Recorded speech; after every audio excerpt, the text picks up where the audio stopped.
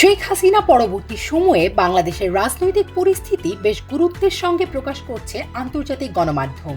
সে ধারাবাহিকতায় ত্রয়োদশ জাতীয় সংসদ নির্বাচনের ভোট গ্রহণ ও গণভোটের খবর আন্তর্জাতিক বিভিন্ন গণমাধ্যমে গুরুত্বের সঙ্গে প্রকাশ হয়েছে। Reuters, the Guardian, BBC, Al Jazeera, NDTV, Arab News, the Hindu সহ বেশ কয়েকটি প্রভাবশালী গণমাধ্যম দিনব্যাপী এটিকে প্রধান খবর হিসেবে প্রকাশ করে। 12 ফেব্রুয়ারি ভোট গ্রহণের সময় থেকে অধিকাংশ গণমাধ্যমই লাইভ ব্লগে খবরটি প্রচার করেছে।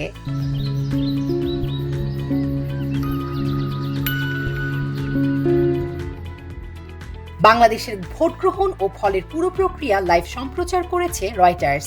বাংলাদেশের নির্বাচন লাইভ তারেক রহমানকে পরবর্তী প্রধানমন্ত্রী ঘোষণা করে বিজয়ী দাবি বিএনপি শিরোনামে বাংলাদেশ সম্পর্কিত সংবাদ প্রচার করছে তারা।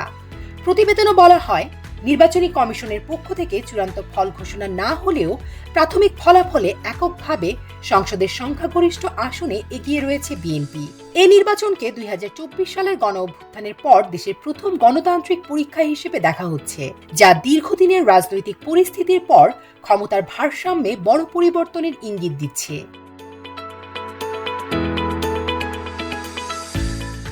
ভোটের ফলে বাংলাদেশ জাতীয়তাবাদী দল বিএনপির জয়কে তারেক রহমানের প্রত্যাবর্তন হিসেবে দেখছে ব্রিটিশ গণমাধ্যম বিবিসি। ভোট গ্রহণ থেকে শুরু হওয়া লাইভে নির্বাচন পরবর্তী বাংলাদেশের আকাঙ্ক্ষা, জননিরাপত্তা ও অর্থনীতি পর্যালোচনা করে ধারাবাহিক সংবাদ প্রকাশ করেছে গণমাধ্যমটি। লাইভে তাদের শিরোনাম, বাংলাদেশে ভোট গণনায় এগিয়ে বিএনপি, দ্বিতীয় স্থানে জামায়াতে ইসলামী। আল জাজিরা তাদের লাইভ সম্প্রচারের শিরোনাম দিয়েছে, নির্বাচনের সংখ্যাগরিষ্ঠতার দাবি বিএনপির, সরকার গঠনের প্রস্তুতি। আনুষ্ঠানিক না হলেও প্রাথমিক এ ফলাফলকে বাংলাদেশের রাজনীতিতে ক্ষমতার ভারসাম্যে বড় ধরনের পরিবর্তনের ইঙ্গিত বলে অভিহিত করেছে কাতার ভিত্তিক গণমাধ্যমটি।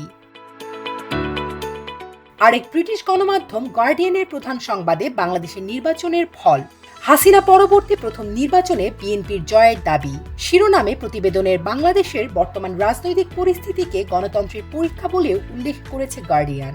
বাংলাদেশের নির্বাচনের ফলকে গুরুত্বের সঙ্গে প্রকাশ করেছে ভারতীয় গণমাধ্যম এনডিটিভি। তারেক রহমানের নেতৃত্বে বিএনপির জয় তাদের কাছে বিস্ময়ের। গণমাধ্যমটির সংবাদে গুরুত্ব পেয়েছে 17 বছরের নির্বাচন শেষে দেশে ফেরা নেতার নেতৃত্বে বাংলাদেশ জাতীয়তাবাদী দল বিএনপির জয়। ব্যবধান বাড়াচ্ছে বিএনপি, 2 আসনেই জয়ী তারেক, তবে হচ্ছে না কোনো বিজয় মিছিল। গণনা নিয়ে প্রশ্ন তুলে বিবৃতি জামায়াতের, আনন্দবাজার পত্রিকার শিরোনাম। ভারতের প্রায় সব সংবাদ মাধ্যমে গুরুত্ব পাচ্ছে বাংলাদেশের সংবাদ।